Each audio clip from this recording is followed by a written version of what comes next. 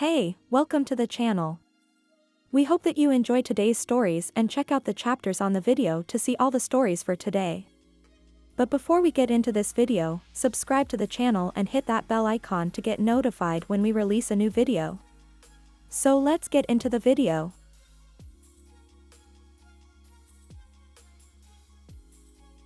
The story of a house with something that did not want us there. I barely ever get to tell this story even though it's good. Here's a bit of paranormal lore. A major chunk of the population in my birth country believed in the paranormal and black magic, which is why it is believed that a large number of ghosts and evil spirits reside there because they are attracted to the community that believes in and uses them. Now, for the actual experience. When I was about 6, my family decided to rent a house to live in for a couple of months because of the renovations being done to our actual house. When my parents checked out the house, they found it odd. They just had a weird feeling about it, but they decided to rent it. When my dad received the keys, he looked around the house and locked all the doors and windows before he took me and my brother to see it, but when he went outside he saw the balcony door on the top floor open wide and swinging in the wind. He thought, weird. But maybe he just forgot to close it, so he went back in and closed it. A couple of days later my parents took me and my brother to go check it out and pick out our rooms. We went around and played in the room connected to the aforementioned balcony. While we played, we heard the doors shut and the balcony doors open. We tried opening the doors, but it was locked, though the balcony doors that were closed before are wide open. We yelled to our mom to help us, and she rushed to the room and opened the door with her keys. We were crying and ran to our mom. Our family is Christian. We have a ritual of anointing and praying over a new house we would be living in with oil to cleanse the place. My parents did this a week later. Afterwards, we moved into the house, and when we did, odd things started happening. One day at night we heard the sound of grating metal. The next day we found the metal sink in the kitchen had claw marks on it as if scratched by an animal. My grandpa's driver, who stayed in the extra room while making house repairs, had a nightmare and woke up, unable to move, and a large black bear sitting in on him. Sleep paralysis? My dad had a similar experience, being unable to move and seeing a weird figure on the corner. My mom started to get weird spasms when she was holding a knife, specifically only a knife. It would usually result in her dropping the knife and narrowly missing her feet. My brother started seeing weird shadows that looked nothing like the object projecting it. I was really young, but I do remember random weird feelings and noises that would wake me up at night. The housekeepers started getting into accidents, like falling more often and glass shattering randomly when they are not holding the glassware. After a week or two of this, my parents figured something was haunting the house and called my grandpa, who was a priest. They did a more in-depth anointing and praying, and even we kids joined in. Afterwards, our stay was mostly peaceful. We moved out after 3 months and a few weeks. A couple of years ago, my brother's high school friend moved into that house, becoming our neighbor. Weird things started to happen to them too. Random scratches on the walls and furniture, glass shattering, things falling over, nightmares, etc. Their family believed in the paranormal, so they called a spirit medium over. Usually, spirit mediums in my birth country are pretty legit because of the deep black magic influence. The medium talked to the spirit. The spirit said that they were enraged because a couple of years ago they were forced out of the house to a neighbor's home, wreaking havoc until they were able to return 3 months later. The high school friend asked the neighbors about any incidents a couple of years ago, and they mentioned an episode where the glass coffee table shattered and her toddler got toppled over by a big bookshelf. He told my brother in a passing conversation, and something clicked. The timelines matched up.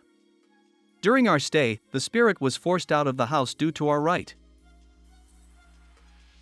If you're enjoying today's video, smash that like button and consider subscribing to the channel for more videos and interesting stories.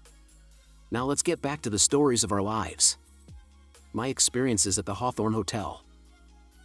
I'll start off by saying I'm open-minded but fairly skeptical and was just wondering if anyone experienced anything similar or has an explanation. This happened years ago but was recently on my mind again. I have 2 main experiences from staying 2 nights at the Hawthorne Hotel in Salem, Massachusetts. I was with my then girlfriend, now wife at the time of all incidents. the first thing that kept happening to us was the water in the bathroom would sporadically turn itself on. We would be lying in bed, or just coming back into the room from the bar downstairs, and the shower or sink would be on full blast. The knobs on everything have to be physically turned to shut it all off, so it had us scratching our heads, to say the least.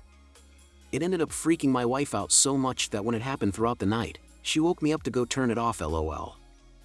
The other weird thing that happened to us was during the second night, as we were trying to get back to our room, we took the elevator. We definitely pushed our correct floor number, but for some reason, the elevator went down instead of up and took us to what I have to believe was the basement. The doors opened up and it was a fairly dirty looking floor, a short hallway, and a single door with a circular window on it. Not a single light was turned on in the hallway either. We were both freaked out at this point, but curiosity got the better of us and we decided to leave and look through the window. What we saw inside was really old looking furniture and chairs, but it was also dusty and dirty. My wife jumped and said she saw a shadow move. It freaked us out enough to run back to the elevator and spam our floor number again. Thankfully this time it brought us to the correct floor.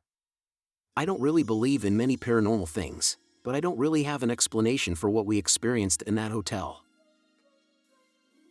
I think my house is haunted. The reason why I'm posting this is that recently there was an incident after which I started to get flashbacks. The incident is as follows. I was in the bathroom doing my nighttime routine, washing my face, brushing my teeth, all that, and I heard a sort of animalistic and aggressive growl right next to my ear. This was like a week or more ago, and all I could do was pretend I didn't hear it. I didn't even mention it to my mother, as I usually would. For some reason I was, and am, just a little scared that something will happen if whatever it was knows that I actually heard it. Even typing this, I'm scared it's reading over my shoulder.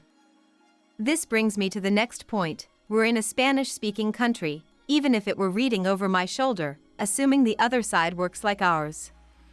It wouldn't be able to understand, sure, but that thought also reminded me of a time years ago when learning Korean became my fixation. Languages are sort of my thing, and I tend to hyperfixate on them and learn them quickly, and not long after, when I could read and write and understand the utmost basics, I found something like Galumda written on my bathroom's wall.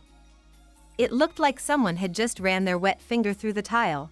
You could only see it if you stood a certain way and the light hit it just right, but it was absolutely, undeniably there.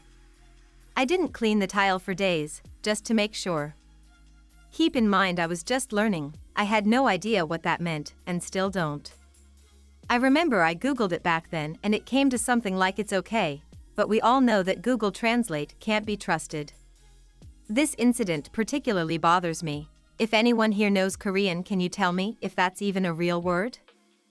For the most part, in the great majority of the incidents, I always try to act calm, like I'm not scared or anything, but it's been a while since something like that happened. Recently it's more like I remember that I forgot to turn off the lights downstairs, and when I go to do just that they're already off, so I can't deny I'm a little fidgety about it. Since I was a child, I was generally a scaredy cat, sure, but nothing compared to that ugly sensation when nighttime came, and I was home. It wasn't even about being alone or accompanied, though being alone obviously made it worse. It was nothing like when I spent time in my grandpa's house and I was alone. It was just different and scary. Of course, there have been a few other incidents, but that'd make the post too long. I've tried things like praying and even cleaning my room with holy water, but I don't know, this has gone my whole life. I'm not as scared as I used to be when I was a child, but still, I don't know what else I could do. If you've enjoyed this video, consider subscribing and check out more videos from the channel.